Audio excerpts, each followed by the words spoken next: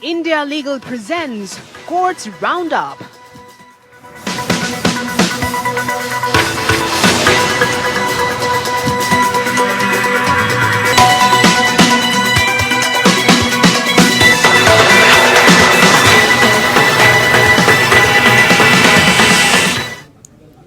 नमस्कार, courts roundup में आप सभी का बहुत बहुत स्वागत है। मैं हूं आपके साथ वक्ता दुबे। इस बुलेटिन में अगले आधे घंटे हम आपको कोर्ट से जुड़ी तमाम छोटी बड़ी खबरों से रूबरू करवाएंगे। कोर्ट की कार्यवाही और सुप्रीम कोर्ट से लेकर हाई कोर्ट और लोअर कोर्ट्स तक के फैसलों को आपके सामने रखेंगे। लेकिन आगे बढ़ने से पहले एक नजर हेडलाइंस पर। बिल्किस बानो मामले में 3 दोषियों ने आत्मसमर्पण का समय बढ़ाए जाने की मांग की। 4 से 6 हफ्ते तक की मांगी मोहलत। सुप्रीम कोर्ट में बीमारी और फसल सीजन का दिया हवाला।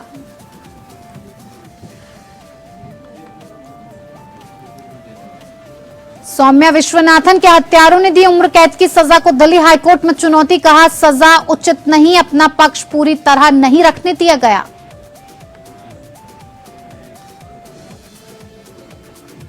गुजरात मुठभेड़ मामले में वादी की सुप्रीम कोर्ट में अपील। जस्टिस बेदी की जांच रिपोर्ट में आरोपितों पर केस चले।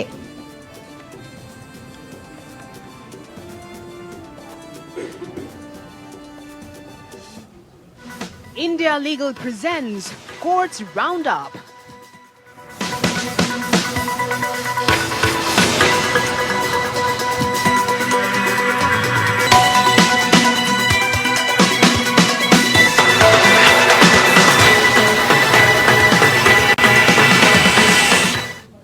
बिल्किस बानो गैंगरेप मामले के 11 दोषियों में से 3 ने गुरुवार को सुप्रीम कोर्ट में याचिका दायर कर आत्मसमर्पण करने के लिए और समय मांगा है। 8 जनवरी को सुप्रीम कोर्ट ने गुजरात सरकार के दोषियों को रिहा करने के फैसले को पलटते हुए दोषियों को जेल भेजने का आदेश दिया था। सुप्रीम कोर्ट ने दोषियों को 2 हफ्ते के भीतर जेल अधिकारियों के सामने आत्मसमर्पण करने का आदेश दिया था। अब 3 दोषियों ने आत्मसमर्पण के लिए और समय देने की मांग की है। सुप्रीम कोर्ट सुनवाई के लिए सहमत हो गया है।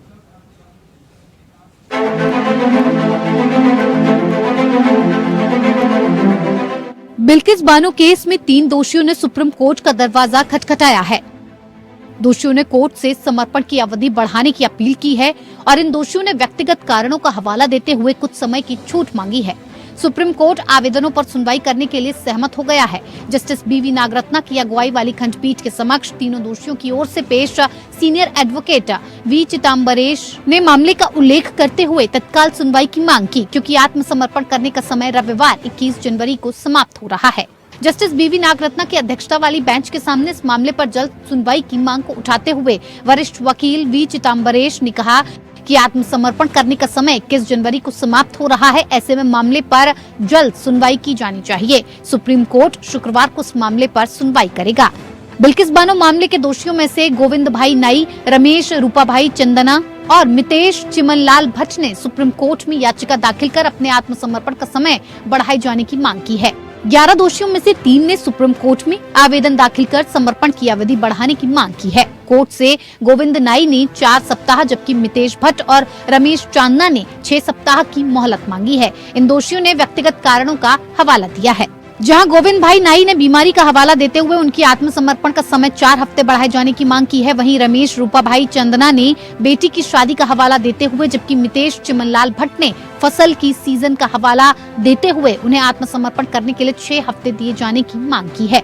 दरअसल बिल्किस बानो के मामले में दोषियों के आत्मसमर्पण की अवधि बढ़ाए जाने की मांग वाले आवेदनों पर सुनवाई के लिए फैसला सुनाने वाली पीठ, जिसमें जस्टिस नागरत्ना और जस्टिस उज्जवल भुइया शामिल हैं, उनका गठन करना होगा। ऐसे में जस्टिस नागरत्ना ने उन दोषियों के आवेदनों पर सुनवाई के लिए शुक्रवार को पीठ का गठन करने के लिए सीजेआई से आदेश लेने का रजिस्ट्री को निर्देश दिया है। गुजरात के चर्चित बिल्किस बानो केस में सुप्रीम कोर्ट ने 8 जनवरी 2024 को अहम फैसला सुनाया था। जस्टिस बीवी नागरत्ना की बेंच ने बिल्किस बानो केस में 11 दोषियों को बरी करने के गुजरात सरकार के फैसले को रद्द कर दिया था और इतना ही नहीं, अदालत ने अपने फैसले में दोषियों को 2 हफ्ते में सरेंडर करने के लिए कहा था। Bureau report.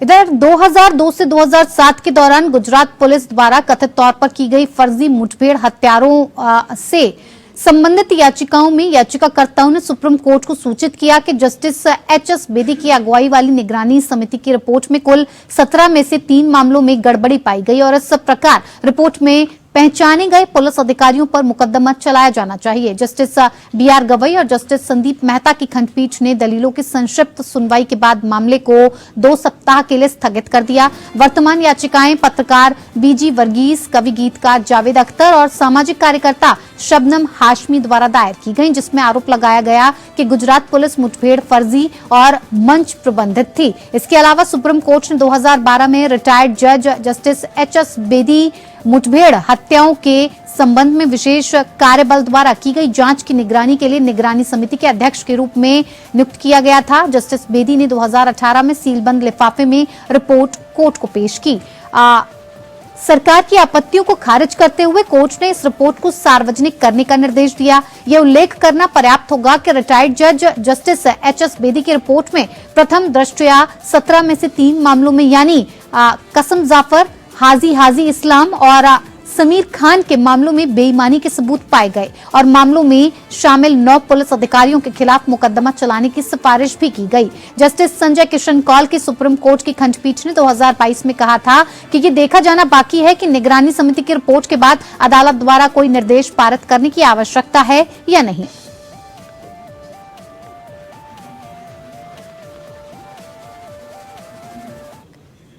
इधर सुप्रीम कोर्ट ने एनडीपीएस एक्ट और आर्म्स एक्ट के तहत दर्ज मामले में कांग्रेस एमएलए सुखपाल सिंह खैरा को दी गई जमानत के खिलाफ पंजाब राज्य द्वारा दायर याचिका को खारिज किया है। जस्टिस बेला एम त्रिवेदी और जस्टिस के.वी. विश्वनाथन की खंडपीठ पंजाब राज्य द्वारा दायर विशेष अनुमति याचिका पर सुनवाई कर रही थी, जिसमें अंतर्राष्ट्रीय ड्रग व्यापार मामले में खैरा को जमानत देने के पंजाब एंड हरियाणा हाईकोर्ट के 4 जनवरी के आदेश को चुनौती दी गई थी। सुनवाई काफी हद तक फैसले सुनाए जाने के बाद मुकदमे में नए आरोपी व्यक्तियों को बुलाने के सवाल पर संविधान पीठ के फैसले से संबंधित रही। ये मामला इस एनडीपीएस एक्ट मामले में सत्र अदालत द्वारा फैसले के दिन ही खैरा सहित 5 नए लोगों के खिलाफ जारी समन से उत्पन्न हुआ। सुप्रीम कोर्ट ने दिसंबर 2022 में आपराधिक प्रक्रिया संहिता की धारा 319 के तहत शक्तियों के दायरे पर महत्वपूर्ण स्पष्टीकरण प्रदान करते हुए फैसला सुनाया कि उक्त प्रावधान के तहत शक्तियों का उपयोग केवल दोष सिद्धि के मामलों में सजा के आदेश की घोषणा से पहले ही किया जा सकता है। सीनियर एडवोकेट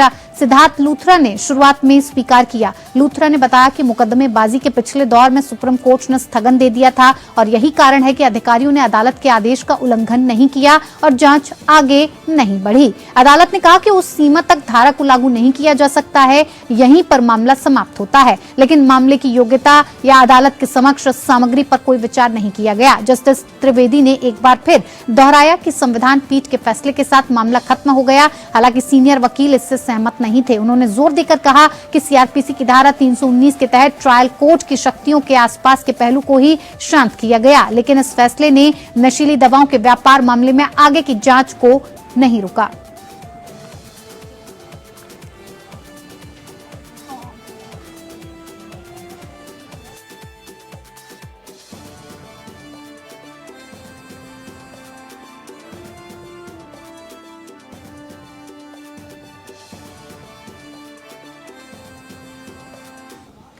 इधर सीजीआई ने उस वकील द्वारा मांगी गई माफी की प्रकृति पर असंतोष व्यक्त किया, जिसे अपनी दलील के दौरान ट्रायल कोर्ट और हाई कोर्ट के जजों के खिलाफ आपत्तिजनक टिप्पणियों के लिए हिरासत में रखा गया है।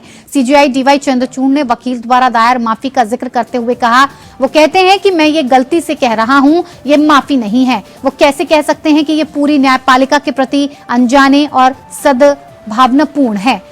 सीजीआई डीवाई चंद्रचूड़, जस्टिस जेबी पारदीवाला और जस्टिस मनोज मिश्रा की पीठ ने हलफनामे में दायर माफी की सामग्री से नाखुश निर्देश दिया कि याचिकाकर्ता वकील को माफी की गंभीर अभिव्यक्ति करने का एक और मौका दिया जाए। अदालत ने सुनवाई के दौरान पेश हुए वकील संजीव सवरवाल की दलीलों पर भी गौर किया और दलील दी कि याचिकाकर्ता ने अतिरिक्त लोक अभियोजक के रूप में उनके खिलाफ निराधार और लापरवाह आरोप लगाए। साथ ही वकील कन्हैया सिंघल के खिलाफ भी, जो उनकी ओर से दिल्ली हाईकोर्ट में पेश हुए थे, पीठ ने याचिकाकर्ता को अपने माफीनामे में पहलू पर भी विचार करने का निर्देश दिया। अब इस मामले की सुनवाई 19 जनवरी को होगी। दिल्ली हाईकोर्ट की खंडपीठ ने 9 जनवरी के आदेश में याचिकाकर्ता वकील को आपराधिक अवमानना का दोषी ठहराया और उसे 6 महीने की सजा और 2000 रुपए का जुर्माना लगाया। साथ ही डिफॉल्ट पर 7 दिन की कैद भुगतनी होगी। ये मुद्दा तब उठा जब याचिकाकर्ता 60 वर्षीय वकील ने आपराधिक मामले में दोषी सिद्धि के खिलाफ दायर अपील में ट्रायल जज के खिलाफ तीखी टिप्पणी की। हालांकि हाईकोर्ट ने उन्हें चेतावनी दी, लेकिन उन्होंने कहा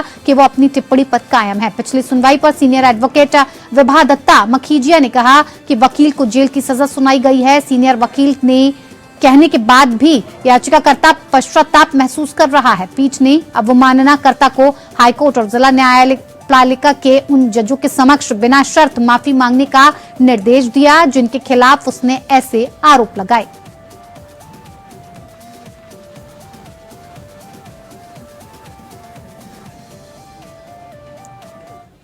इधर सुप्रीम कोर्ट ने सभी हाईकोर्ट को सभी जिलों में कमजोर गवाह बयान केंद्र या VWDC स्थापित करने के लिए आवश्यक कदम उठाने का निर्देश दिया है। कोर्ट ने कहा कि यह प्रक्रिया 30 अप्रैल 2024 को या उससे पहले पूरी होनी चाहिए। CJI DY Chandrachud, justice JB Pardiwala और जस्टिस मनोज मिश्रा की पीठ महाराष्ट्र राज्य बनाम बंधु मामले में सुप्रीम कोर्ट के फैसले के अनुपालन में कमजोर गवाह कोर्ट रूम स्थापित करने की आवश्यकता पर विविध आवेदन पर सुनवाई कर रही थी। सुप्रीम कोर्ट ने इस फैसले में आपराधिक मामलों में कमजोर गवाहों की जांच के लिए विशेष केंद्र स्थापित करने के निर्देश जारी किए। इसका उद्देश्य कमजोर गवाहों के बयान दर्ज करने के लिए अनुकूल माहौल बनाना है। जस्टिस DY चंद्रचूड़ और सूर्यकांत की खंडपीठ ने 2021 में कई विस्तृत निर्देश जारी किए थे। इनका उद्देश्य बंधु के साथ साथ अन्य निर्णयों में दिए गए निर्देशों के कार्यान्वयन को आसान बनाना था। विशेष रूप से न्यायालय ने यह भी देखा कि कमजोर गवाहों के साक्ष्य दर्ज करने के लिए सुरक्षित और बाधा मुक्त वातावरण बनाने की आवश्यकता को पूरा करने वाली सुविधाओं की स्थापना की आवश्यकता और महत्व ने 2 दशकों से सुप्रीम कोर्ट का ध्यान आकर्षित किया। अन्य बातों के साथ साथ ये निर्देश भी पारित किया गया कि प्रत्येक हाईकोर्ट को सरकारी VWDC समिति का गठन करना चाहिए। VWDC के प्रबंधन और संचालन के लिए समय समय पर ट्रेनिंग प्रोग्राम आयोजित करने और न्यायिक अधिकारियों, बार के सदस्यों और अदालत प्रतिष्ठान के कर्मचारियों सहित सभी हितधारकों को संवेदनशील बनाने के महत्व पर उचित ध्यान दिया गया। इसीलिए जम्मू कश्मीर हाईकोर्ट की पूर्व चीफ जस्टिस गीता मित्तल से Akhil Bharatiya VWDC training programme को डिजाइन करने और लागू करने के लिए समिति की अध्यक्षता करने का भी अनुरोध किया गया। कलकत्ता हाईकोर्ट ने संप्रति सर्वधर्म सद्भाव रैली को चुनौती देने वाली याचिका खारिज कर दी, जिसे राज्य सरकार और सत्तारूढ़ राजनीतिक दल द्वारा अयोध्या में राम मंदिर के अभिषेक की तिथि 22 जनवरी 2024 पर कोलकाता में आयोजित करने का प्रस्ताव है। चीफ जस्टिस TS शिवगणम और जस्टिस हिरण्मय भट्टाचार्य की खंडपीठ ने भारतीय जनता पार्टी विधायक और पश्चिम बंगाल में विपक्ष के नेता शुवेंदु अधिकारी द्वारा दायर याचिका का निपटारा करते हुए कहा, रैलियां आयोजित करने की मांग को लेकर रिट याचिकाकर्ता द्वारा स्वयं कई याचिकाएं दायर की गईं। हमारी राय में जहां तक 22 जनवरी को कोलकाता में आयोजित होने वाली रैली का रूट बताया गया है, निस्संदेह ऐसी रैली से यातायात का सामान्य प्रभाव बाधित होगा और असुविधा होगी और ये सुनिश्चित करना राज्य का कर्तव्य है कि 22 जनवरी जो कार्य दिवस है उसके बाद से इस रैली के कारण आम जनता प्रभावित ना हो। किसी धर्म या किसी संप्रदाय के लोगों की भावनाओं को ठेस पहुंचाने वाला कोई भाषण नहीं दिया जाएगा। रैली में भाग लेने वाले सभी प्रतिभागियों को जागरूक किया जाएगा। यदि कोई उल्लंघन होता है तो आयोजकों को जिम्मेदार ठहराया जा सकता है। याचिकाकर्ता ने तर्क दिया कि संप्रति रैली पूरे पश्चिम बंगाल के सभी ब्लॉक्स में आयोजित करने का प्रस्ताव है। हालांकि राम मंदिर अभिषेक के साथ इसके टकराव से बड़े पैमाने पर हिंसा होगी, क्योंकि पूरे पश्चिम बंगाल के इलाकों में विभिन्न समूहों को अभिषेक के उपलक्ष्य में कार्यक्रम आयोजित करने की अनुमति दी गई है। इस स्तर पर रैलियां केवल तभी आयोजित की जानी चाहिए जब जिला स्तर के अधिकारियों द्वारा उचित अनुमति दी गई हो। इसने आगे निर्देश दिया कि राज्य सुनिश्चित करने की जिम्मेदारी ले कि जनता को होने वाली कठिनाई कम से कम हो और यदि जिला स्तर पर अनुमति दी जाती है तो अधिकारी ईमानदारी से इन दिशा निर्देशों का पालन करते हैं या व्यक्तिगत रूप से उत्तरदायी होने का जोखिम उठाते हैं।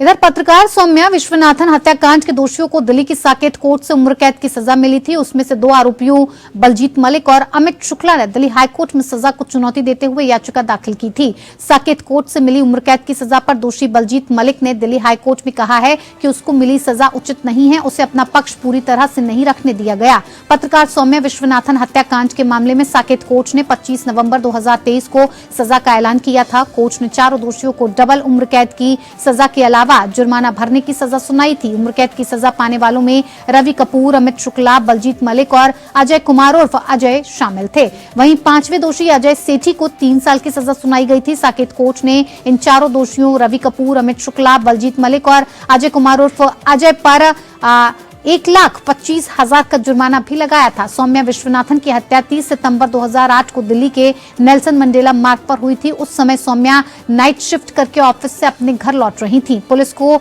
सौम्या की लाश उनकी कार में बरामद हुई थी। इस हत्याकांड की अहम बात यह भी है कि इसका खुलासा करने में पुलिस को करीब 6 महीने लग गए थे।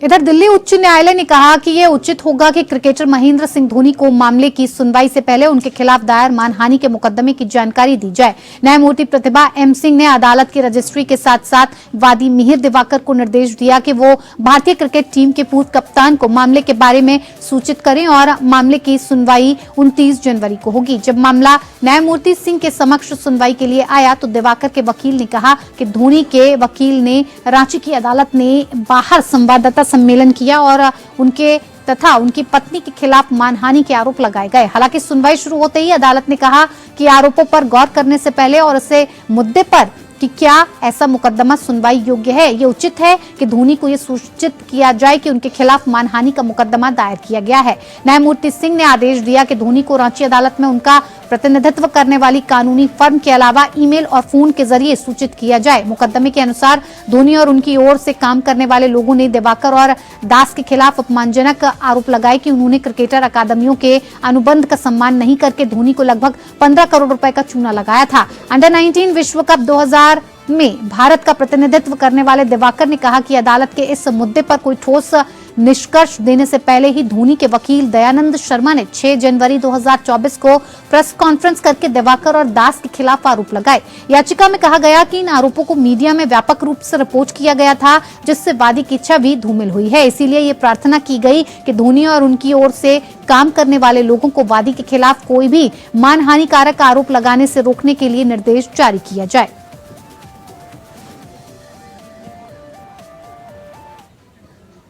चलिए कोर्ट्स राउंड अप में मेरे साथ फिलहाल इतना ही। नमस्कार। India Legal presents Courts Roundup.